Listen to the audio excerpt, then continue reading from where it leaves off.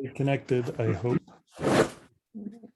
My dog needs watching. Oh no. All right. Well, I'm going to read, so this meeting is being held pursuant to and in compliance with the ordinance number 20A, an ordinance to ensure the continuity of government during the COVID-19 disaster. The opportunity for public to access and participate in the electronic meeting are posted on the Albemarle County website and on the Albemarle County calendar when available. And right now we've got Bruce Gatlin Austin and Mike Callahan. And we'll just wait for Emma Andrews. Is she here? I see her. Oh, hi, Emma. Great to have you here. Sorry, I'm a little late. Oh, no, that's okay. Great. Nice to see you. Nice to see all of you guys. Yeah. Well, so I have oh, it's just so great to actually have a meeting, to be perfectly honest. It feels like it's been a while. And, you know, just hard to get much going otherwise. So I do have an agenda. So we could go ahead and approve that. Did everybody get a chance to see that? Yes, Yeah. Does somebody want to make a motion to approve it?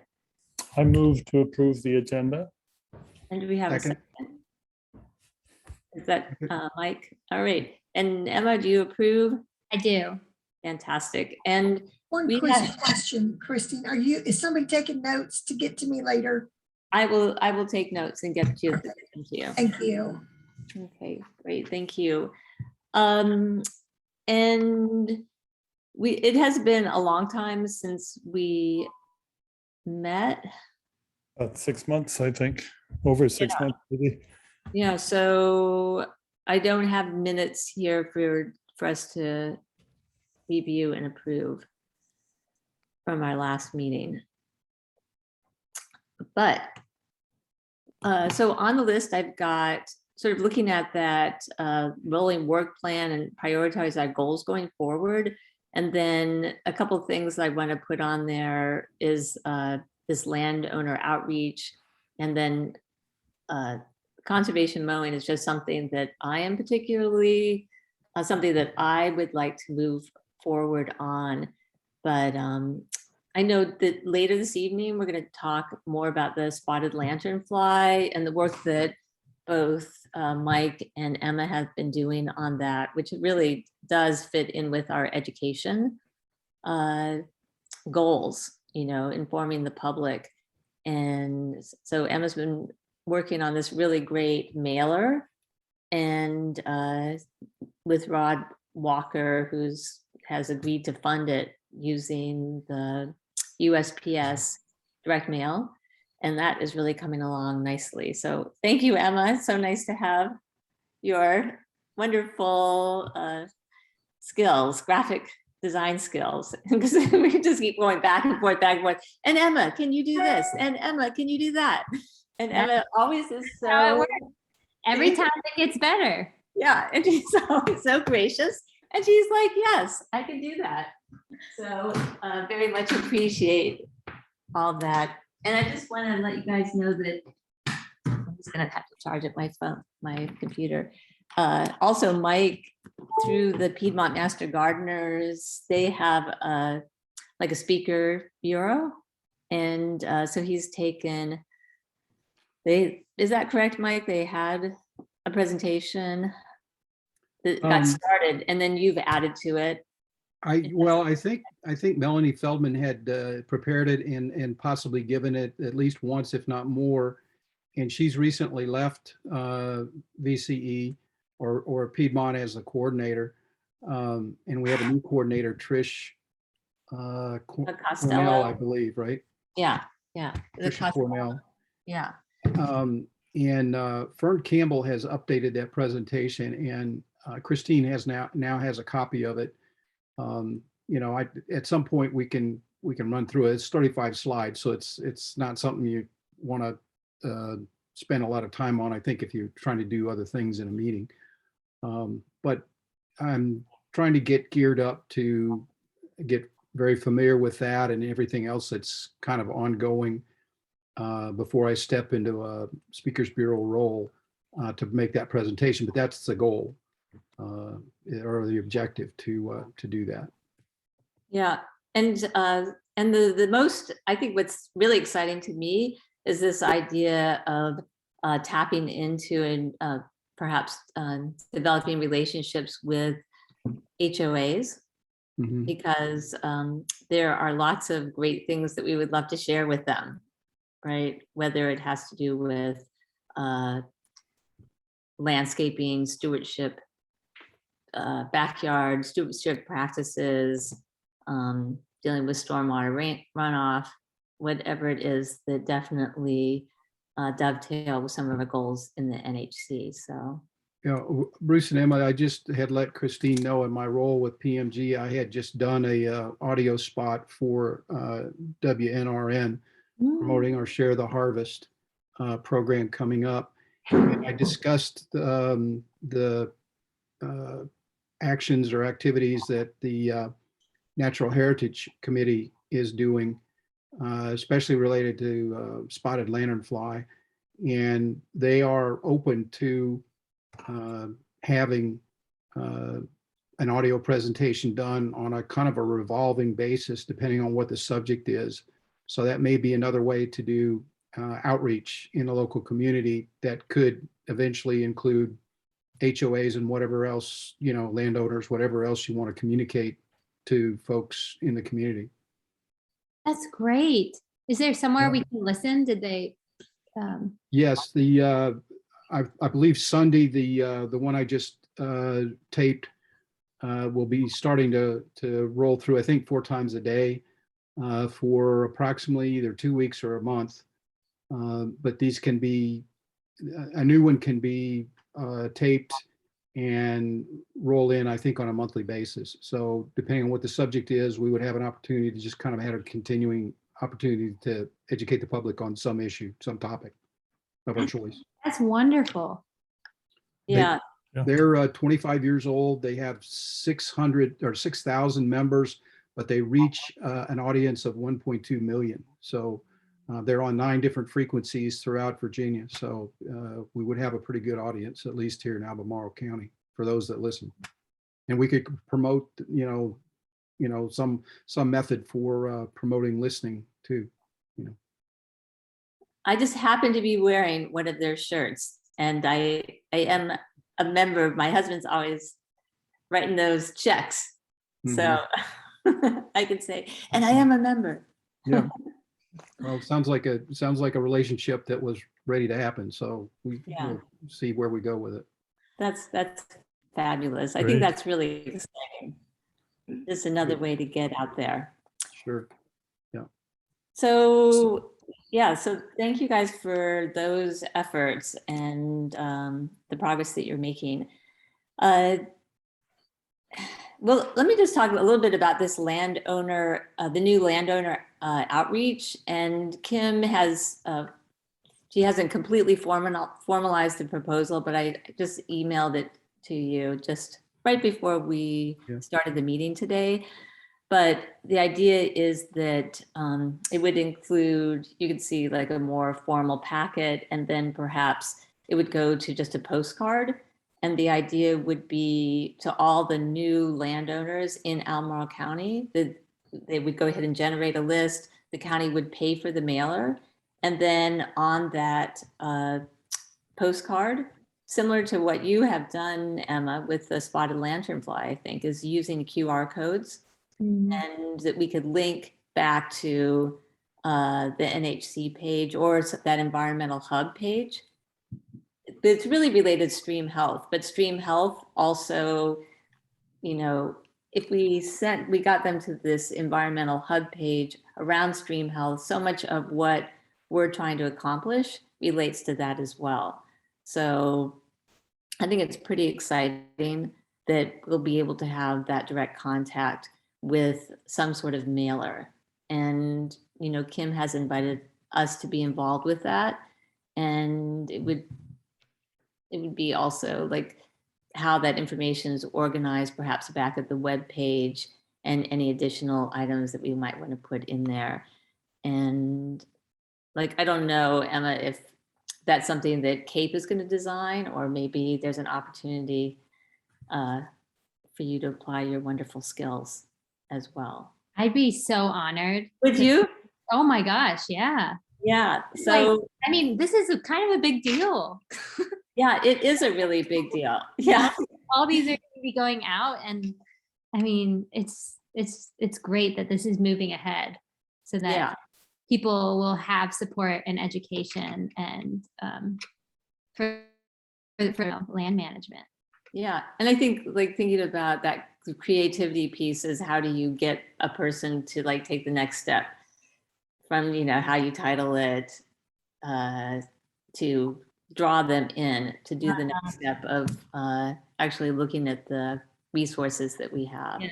Make it beautiful so that they, Yes. And that they want to actually maybe put it on their refrigerator. yeah, with So like little facts or things that they could use. yeah, exactly. And maybe it's some beautiful pictures of some of the nature that we have here, or like a key animal, a box turtle. So this is for the new homeowners, right? And this gets around the fact that we discussed, where a lot of the new homeowners are not really homeowners. They're like trusts Well, that have been yes. split up. Yeah, we Or- filter through that. So one way that you can do that is when you look at the land transfers, if it's for a zero amount, then we're not going to send those out. And so because those are usually just a transfer into an LLC. And so that would just be one of the things that we would filter out as a way of trying to target those new landowners. And it'll be Right. interesting too, because you know, primarily they're not going to be, they'll be probably people in small suburban lots. The majority of them are. Mhm. So I think that that is something to take into consideration, is the audience. Because when I actually went through and I was filtering, and I used the sort of that filter of 20 acres or more, they were very, there were like 20 Mm. in I think it was a 6-month period. And so there aren't that many. So that's another thing. Pardon me? In the whole county? No, actually, we were looking at the conservation focus areas. So we just took the conservation focus areas, and then I filtered out for lots 20 acres and more, and took out the land transfers into an LLC. And so, yeah, the number was quite small then, but there were a lot, many that were probably, they could have been condos, they could have, Mm. or they were, you know, a quarter of an acre. Because like, even if a land sale, like if someone acquires land of a certain acreage that's higher, then it should be sent to it, you know, don't you think? Oh yeah, definitely. You know, like 100 or more, or, Yeah, I was looking at 20 acres or more. uh-huh. So but I mean, not just in the, yeah, conservation focus areas. conservation. Okay, Yeah. you know, if 100 acres or more, you create your own conservation area. Well, I think you make a really good point with that.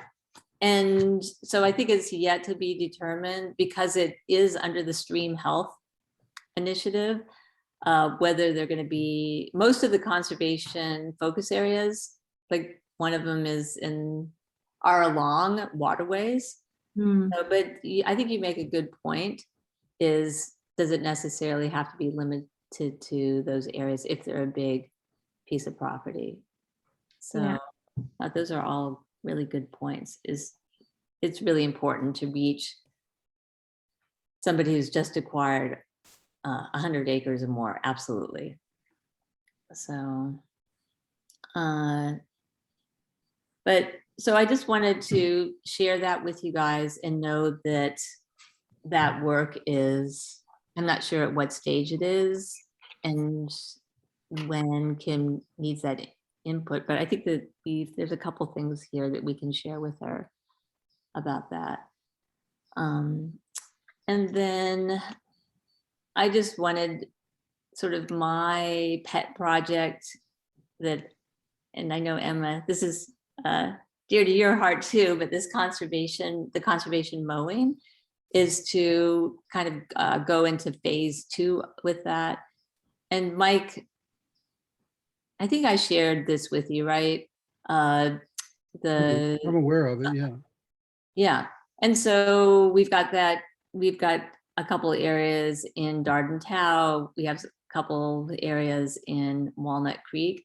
So it's like now that we've gone through a whole year, I can see that the land over at Dardentow, there's one section where really nothing but fescue grew there. And so what I'd like to do is to reach out to Jim Barber and see. I actually just mentioned it to him in passing when I saw him most recently, but I need to get in touch with him. Is there a possibility of actually seeding that area? And that might involve getting rid of the fescue. And one thing that I know did happen is that there were a lot of common milkweed seeds that were spread on that plot. But they need to go through a period of stratification. Do you guys know what that is? It has to go through a winter of cold and wet. And those seeds need direct contact with the ground before they germinate. So it would be interesting to see if they're able to come up. But anyhow, I wanted to have some of those conversations with Jim Barber about that particular place, and also expanding into, expanding the area at that park and into other parks as well, sort of like phase 2. So any plans for how to remove the fescue? Is that just close? Would they actually mow it to remove it or dig it up? It would need to, you need to apply herbicide to it, I think is the best. So what happens if there's like fescue everywhere else, and then you remove a section of fescue? Wouldn't the fescue creep in? It's Or if other grasses are established, would it? well, they will, but at least you'll give those, then you could put you could put plugs in, you could plant seeds, but those plants are not going to have much of a chance if it's just choked out with the fescue. Fescue's there when they're starting. And I just want to share, I'm not a big fan of applying herbicides on the land, although it happens all the time for agriculture. But I have a neighbor who, she had fescue fields, and they did apply the herbicide to one of them, and they did no planting, and they just have an amazing, they had a seed bank in that field, and it came up with all kinds of native plants. And then the other one they actually seeded, and they're just incredible. I saw monarchs in there. I saw a bunch of a swarm of dragonflies over the field. It was just like what you can get for that. And it would just be a way of beginning that process. So. And so the herbicide didn't affect this new seeds? No, it just is going to kill the fescue. And since that's all that's there right now, I would want to apply it before the spring, because hopefully all that milkweed is going to germinate. Will start germinating in the winter after that cold period of the winter. So what about the burning? The burning doesn't kill the fescue. It doesn't. It will rejuvenate it. It'll grow really strong and wonderful. But that's frustrating. It's not going to, so. I think. Are you sure about all this? Because I mean, my only experience with burning was at Ivy Creek, and they were complaining about the native plants. Some of the native plants that they planted, there were too many of them, like turkey's foot and blue Blue stem, mm, little blue blue stem, stem. right? Little blue stem. And every time they burned it, the problem was they couldn't burn it frequently enough because of prevailing winds Yeah, and development, real estate developments in places where the prevailing, so they would have to wait, and sometimes it would happen for a couple of years before they could burn it because of, they could usually only burn it when it was really wet and the wind was blowing right, and they didn't always happen in a 12-month period. yeah. And I know herbicide is easier, but herbicide don't go away. Well, the glyphosate is going to degrade in the soil. I mean, the idea is it gets taken up by the plant and then it's not going to remain there. I forgot about the mosquitoes. Yeah. Be right back. So, but I can Well, hear you. it does. It's water soluble, so it would yeah, go. well, I mean, the good thing about that spot is there's no running water. So you wouldn't have to worry about that. And so once the glyphosate hits the plant, it's going to get taken up by the plant and then metabolized and deactivated. So there should be no residual because there isn't a water system that is going, you definitely don't want it to get into a water system, but yeah, I don't know, you could physically dig up potentially the fescue, or you can kill the fescue, you can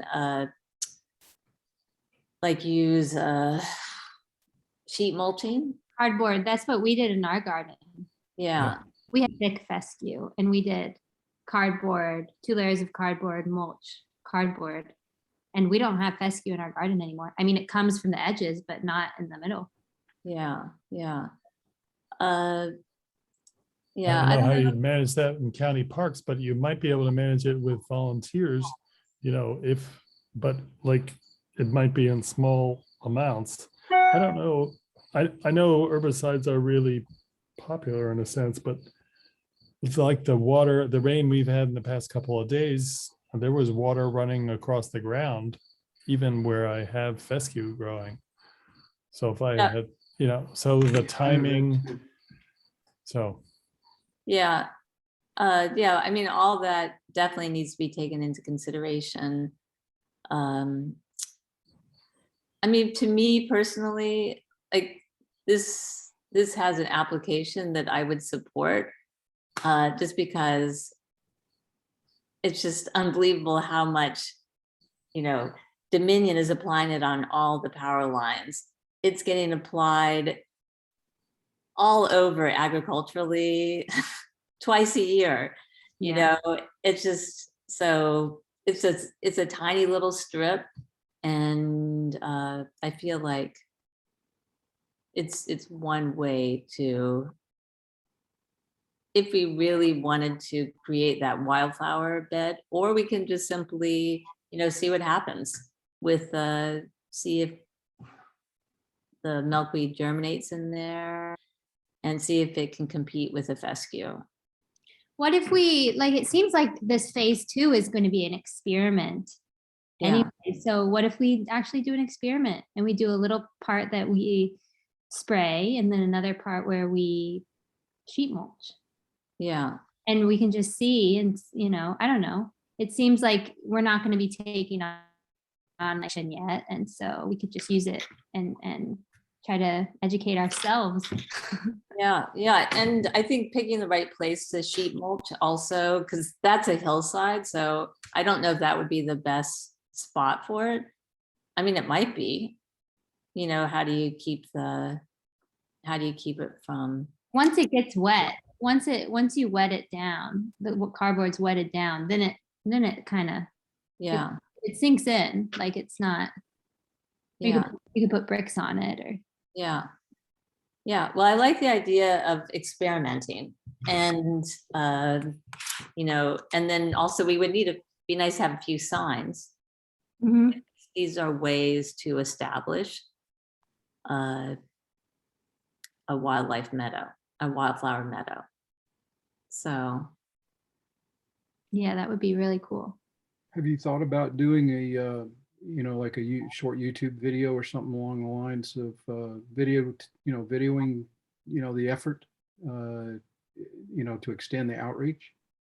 that's a good idea. And, the county does have a YouTube channel as well. So, that would be an opportunity to perhaps like put that up there. And Carrie did that last week at the, garden we were working on. I don't know what their final outcome's going to be, but their intent was to put it on YouTube. yeah. And does Piedmont Master Gardeners have a YouTube channel as well? I don't know. It's likely. But, I wonder if the Virginia Extension, they absolutely do. But I Sure. like that idea of taking a video of the process. Right. I like the idea of a video. The idea of cardboard is a more manageable for an individual landowner, as opposed to herbicide. You're probably going to have to get someone with a license to come and do it, or Well, you've got to buy I it. hate the idea of someone going and buying it and doing too much. If a little bit is good, more is better, sort of thing. Whereas the cardboard, it has less chance to go horribly wrong. Yeah, Yeah. It's free for people. yeah. That You is, can go to the recycling center and get some cardboard. yeah. It looks a little unsightly. And I wonder, I just wonder about the timing on that in terms of killing the fescue, because it is a cool weather grass. And I think would be, further research would be called for that. And We'll want an expert on the team right here. It's Bruce? Emma, aren't you the expert?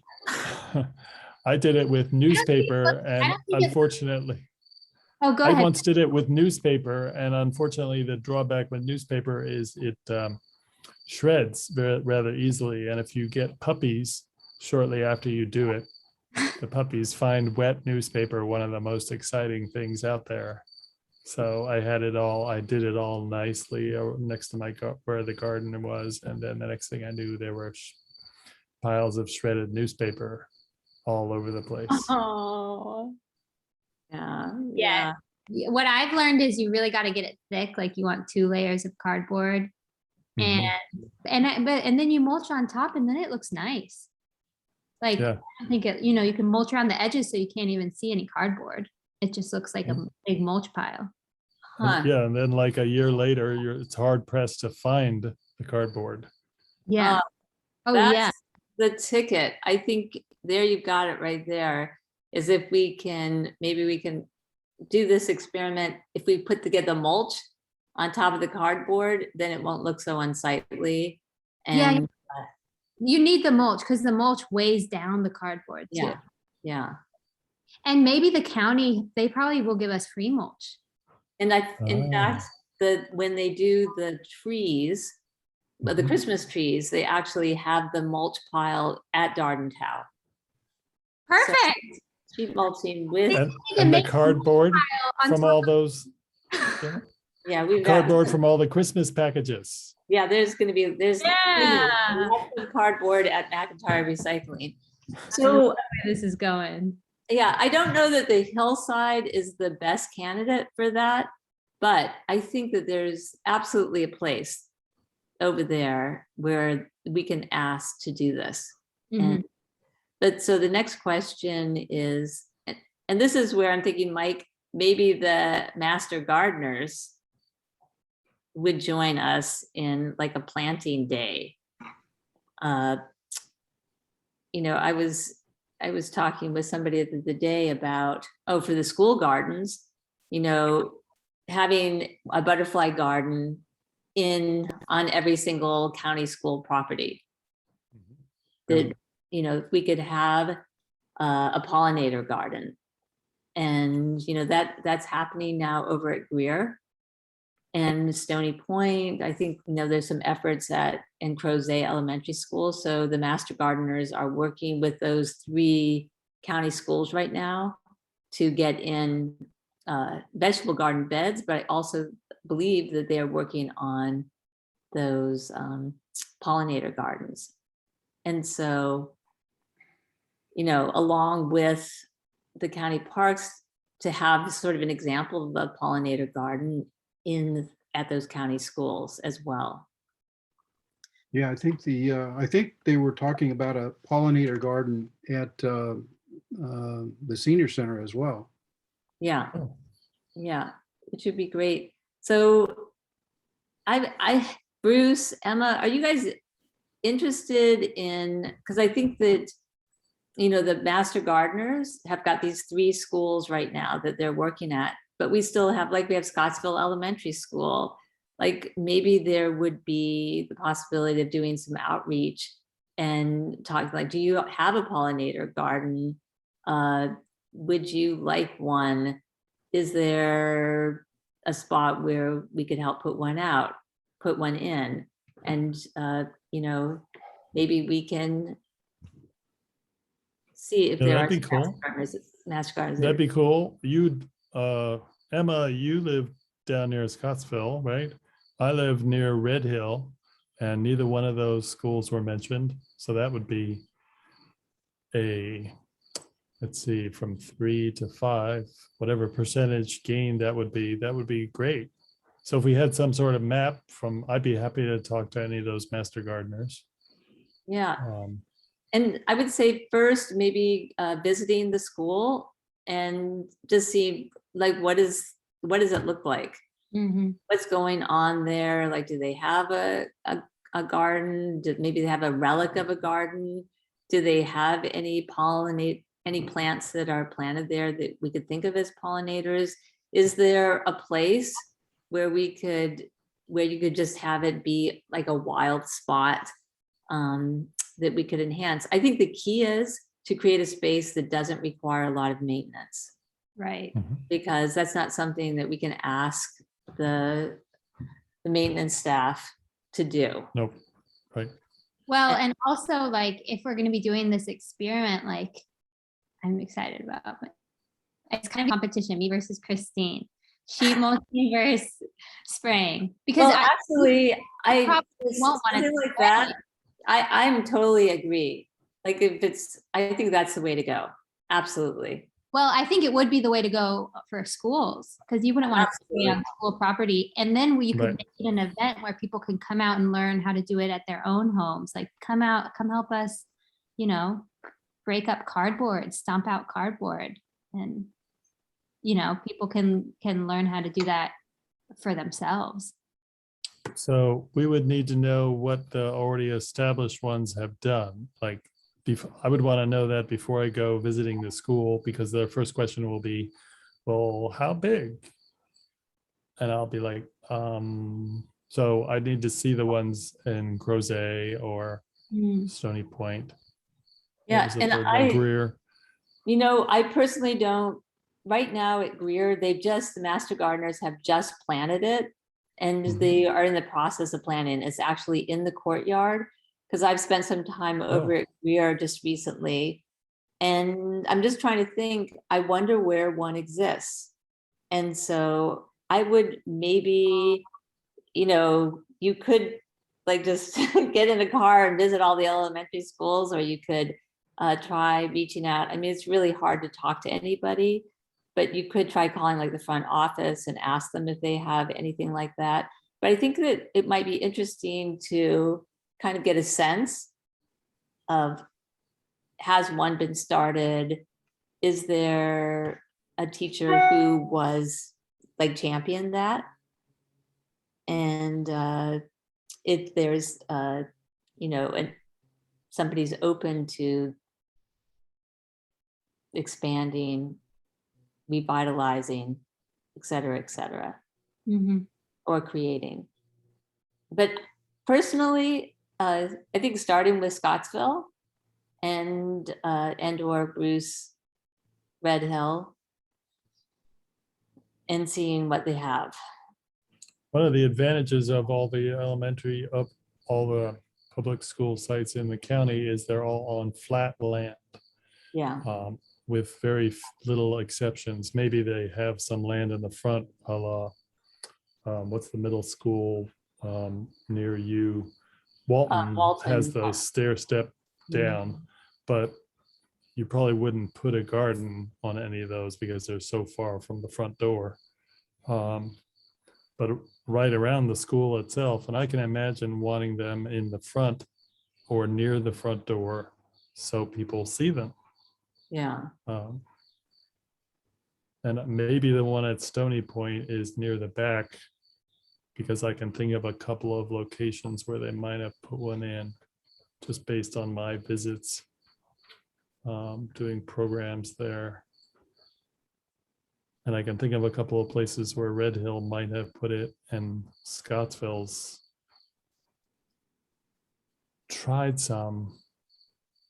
But I don't know in the last 15 years what's happened at Scottsville in terms of And new they've done some, structures. yeah, they've done renovations over there. And, you know, it's easy for those gardens to just get mowed down. Yep. And, you know, without signage or without, you know, helping people to understand this is a wild space. Mhm. And Yeah, it's going to look wild, it's going to look unkept, and doing some, you know, a little bit of maintenance with that. yeah. It's almost like we need someone who is going to visit it on a regular basis to make friends with the maintenance staff Yeah. and say, I'm taking care of this, don't mow it down, in effect. And Because then otherwise it's easier. yeah, and better yet is also to be able to have a teacher that will champion it and bring the students Can I out. intersect something to you guys? I used to work at a middle school in Lynchburg. Yeah, The maintenance people at each school most likely does not cut the grass. They have a whole crew that goes and does it to all of them. Yeah. Maybe. That would, you know, work with you and get it cordoned off or something. I think that's how they get it at the middle school I worked with. We have parents that came in, and some of the kids even grew some plants during the winter inside and then planted them out there in the spring. So but just throwing that out there because it worked at the middle school I worked at. yeah, Yeah, so figuring out, I mean, getting teachers and students involved, but I remember planting things at Scottsville. Some other teachers had planted things, and the hardest part for any garden is when school is not in session, you know, when it needs to be watered and maintained. And so how do we bridge that time? yeah.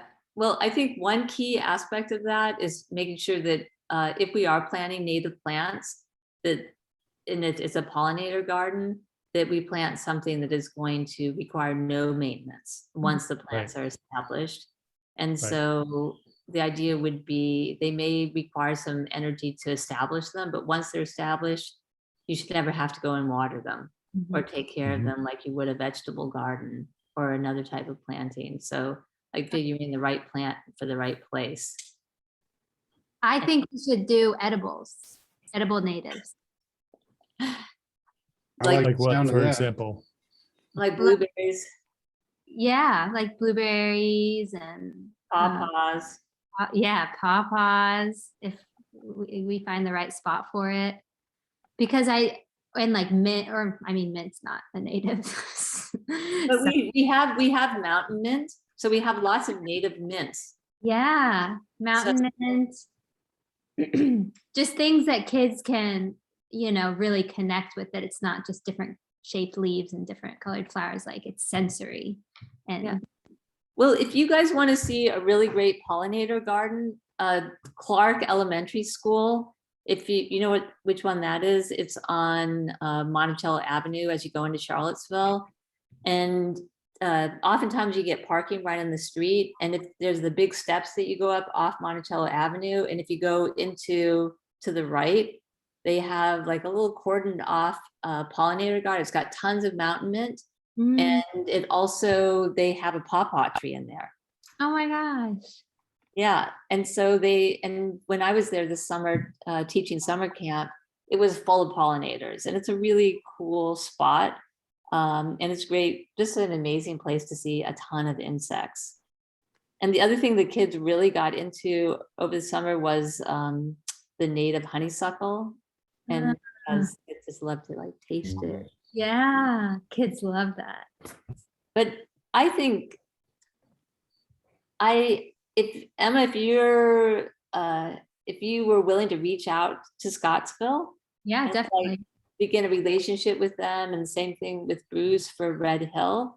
I've been wanting to reach out to the folks over at Mountain View, and just sort of begin some of those conversations. And, maybe there are future opportunities to, even invite a group to take a nature walk, or, both of you have skills in that department of being able to share nature. And I know, Bruce, you can share nature with children. So I don't know. Does that sound something that would be? See, can I make a Yes. suggestion? Yes. And this will help me understand the goals and objectives for this. PMG has a pretty well-established process for working with schools, Mhm. if the desire is to work with a school. And I would almost suggest that why not sit down with the right person at PMG and say, here's what we'd like to do. Here's how we see this. Whether it's, we're trying out to test something or come up with a concept or whatever it is, they're pretty good about being able to map out how to do it, and being very successful at doing it as well. Yeah. And also, does the committee or the subcommittee want to be stuck with some role or responsibility at the end of this to get this going? Or is this something that we would like to push out into the community and have PMG or a parent-teacher organization or somebody else take up the responsibility for this? We're kickstarting it, we're helping getting it going, Yeah. but we're not maintaining it, because that's not really something that the subcommittee can do, unless that's your objective, that you want to do this in perpetuity, which I Well, don't think you do, right? Well, we all can't do that, right? Because we're all just individuals. But because neither Emma or Bruce are master gardeners, how does that work? How would? Well, I think, for you and I who are, and we have the contacts with PMG, is just to tell them what we're trying to accomplish. Sit Yeah. down with the right person or the right group of people to say, here's what we'd like to pursue as a subcommittee or a committee Yeah. within the county. And we know PMG's worked with schools before, has ongoing programs with schools. See if we can find out what their process is, have them explain their process, or share their process, and find out if this is something that they're interested in participating in to help just to get it started. I don't know, but we need some expertise here in hands. I mean, really, I'm thinking more along the lines of more experts to be involved in something like this, at least to get it off the ground. Yeah. But just my thoughts. Yeah. Yeah, I think it would be valuable. I mean, Mary Voorhees has worked with, it would be interesting to have that conversation with her about, I think some of the way that they were able to reach out to the schools is that the Piedmont Master Gardeners has the grant program. And so they fund garden projects. So I think that that was one of their first steps, because like Stony Point and Crozet Elementary School and Greer, I think, well, and I don't even know completely, but I think that they had started, that was their initial contact. Mhm. But definitely they have a lot of expertise that would be really great to tap into. So maybe what I should do is talk to Fern about that and glean some of her, see who the right person is. Yeah, Fern is always my go-to, no matter what it is. She yeah. seems to know everything about everything. Yeah. And the only thing I worry about is I feel like, because I'm doing this program at Greer, and it feels like it's a little stretched thin in terms of people, but maybe there's Kim Tate, who's down in Scottsville, who's a master gardener. So maybe there are some people, for example, that Emma could partner with. That would. Also, I just had a thought. The Scottsville Library, they just had their whole side yard ripped up. I don't know if you've seen, Christine. They had a bunch of trees that came down, and so they're needing landscaping right now. Yeah. So that could be a good option too, because that's a space that's used year round. It's used in the summer, and I'm sure there would be patrons or the people who work at the library who'd be happy to maintain it. Yeah. I think for me, one of our roles is to get out and have lots of conversations with people, and what can happen is, if you were to begin that conversation with the people in the library, what's going to happen to this? Have you considered a native planting here? What kind of signage are you thinking about? And then also offering the resources of the Piedmont Master Gardeners in terms of, they have the Plant Northern Piedmont Natives campaign, and they're in the process of creating these great plant lists for the planting. So using that as a resource. It's a great idea. I think they'd be so excited and open to it. And Yeah.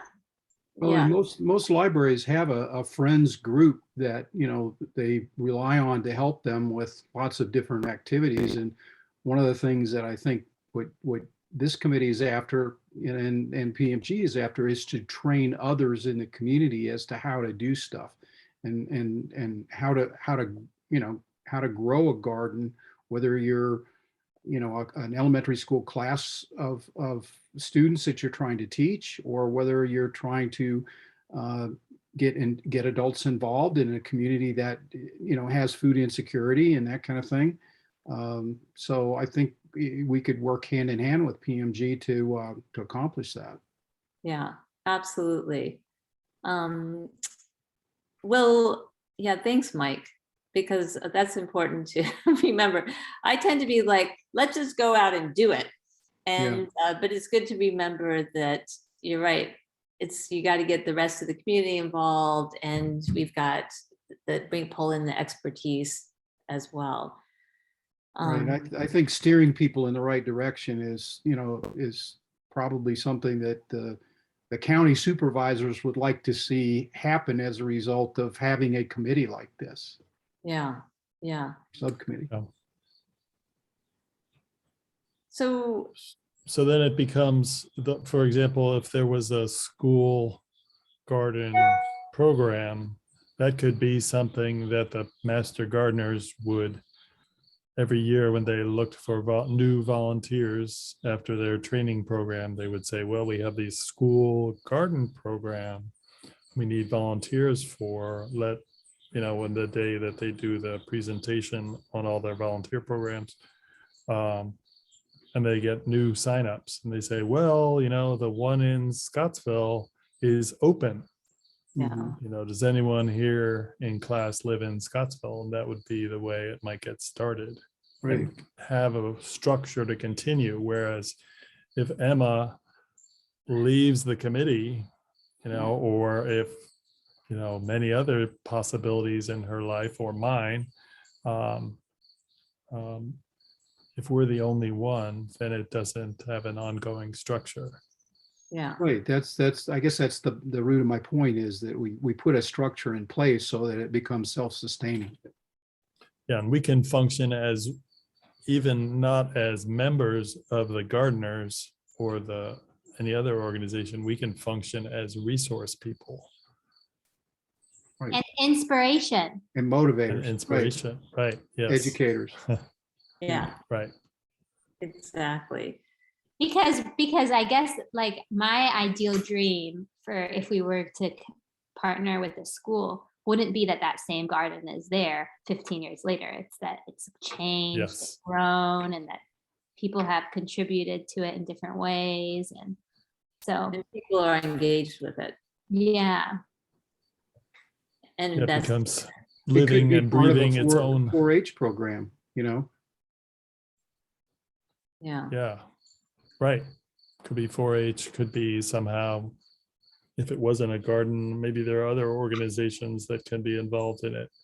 But yeah, then it becomes something that's living and breathing. Like if you look at a typical school's landscape, it's pretty sterile. yeah, absolutely. and a lot of grass that has to be mowed. And there's a lot of educational possibilities in the outdoor landscape around schools, and this is just one. Yeah. And it makes me think, in addition to the master gardeners, is maybe reaching out to the Charlottesville area tree stewards and getting more familiar with their tree planting program. Because, when I look at, for example, Walton Middle School, I feel like there's opportunity for some shade trees where the kids eat lunch and where they play. And so, maybe that's an example of a partnership that Yeah. we could offer the schools. And the other thing is, what we also can bring as members of the Natural Heritage Committee is that we are familiar with all the policy, Albemarle County policy that is in support of tree planting in terms of the climate action plan and the biodiversity action plan. So not only are these things just great things to do, but they also are fulfilling these goals that we have, these aspirational goals. So we are just about out of time, but I don't want to end the meeting without some action steps here. And so I'm going to reach out to Fern Campbell, who from the Piedmont Master Gardeners, and I'm going to ask her what advice or systems they have in place. I'm just going to share some of the things we talked about here. And then I will get back to you about that. But in the meantime, I think thinking about maybe, taking a visit to Scottsville or Red Hill and taking a look around, maybe you're going to the Clark Garden and seeing what a really nice pollinator garden looks like. And It could even be if you visit the Clark Garden, you could take some pictures to share with a school and say, well, this is what they're doing, and this is the sort of thing we would like you to consider. yeah, Then you have something to share. yeah, And exactly. you can send it to us so that Yeah, you guys can see it. yeah, Right. yeah, sounds good. And then Emma, maybe in the meantime, you'll take a visit over to the library. Yeah, I'll plan on sort of connecting with the Scottsville Elementary and the library and just sort of getting a conversation going. Yeah. But Okay. I just had one question. Actually, one comment, and one question. I was just walking around Scottsville and there are spotted lanternfly flyers that have been, is that you? Awesome. Yeah. Flyers? Oh, flyers. Flyers. Well, it gave me the idea, like, once this is done, we should print some too and put them up. Yeah. Go, Christine. Yeah, I keep them in my car. And in fact, I was just in Scottsville today and I put up a bunch of flyers about the Master Gardener trainings that's Yeah. coming. So that was my question. Was you and Mike, would you, if I wanted to do Master Gardener training, should I do it with Piedmont or VCE or? Piedmont Master Gardeners. Yeah, I mean, you're going to be Steve? doing it with VCE and, you know, if you're geographically located, you know, within a certain area, then you would do it, you would become a member if you wanted to of Piedmont Master Gardeners. That'd be the idea. There are other Master Gardener chapters, if you want to call them that. Oh, so they're sort of all connected with. They're throughout the state. Every state has them. Every county has them. Yes. So I didn't know if they were sort of separate entities. No, It they have a is certain amount of training, that so many hours of training and so many hours of post. So The this master one, yeah. so this one so- coming up, Christine, is Piedmont. Oh, yeah. The one that I just put the flyers up for. And Mike, right there are like 3 informational sessions. And I can email you the information. But I highly recommend it. I bet Mike does too. Oh, yeah, absolutely. You'll learn a ton, great people, and So Awesome. many different projects to work on and doing various different things. I mean, who knew I'd be doing a promotional spot on the radio for PMG, you know? And the weekend before, out digging in the dirt, you know, trying to help the International Rescue Committee get a garden, you know, ready for winter. You know, it's Wow. tons Awesome. of different stuff. Christine, can you send me like a screenshot of that? I will. Yeah, I We need highly to- recommend it. Thank you. We need to let Carolyn go. Yeah. Okay. All right, you guys, thank you so much. I think we got a plan. We're gonna You do guys are some. good if you want to go on. I need to leave by 5:15 to get the next meeting going, but if you're done, we Wait. can go now, or you can go a little bit longer. I Well, move I- we When does, adjourn. when does our next meeting start? 5:30. So 5:30. we need to 5:30. adjourn. But fantastic, you guys. I'll write up some minutes and thank you guys for meeting and we'll see you soon. Yeah, Very I'll, soon. I'll send a message to Emma. The reason I keep turning to my left to this way is because there are deer and young deer running around. They're gone, but up the hill, you can see there's deer been running around as close as 20 yards away. Oh my God. It's a little distracting. So, Cool. For Fantastic. sure. Great place.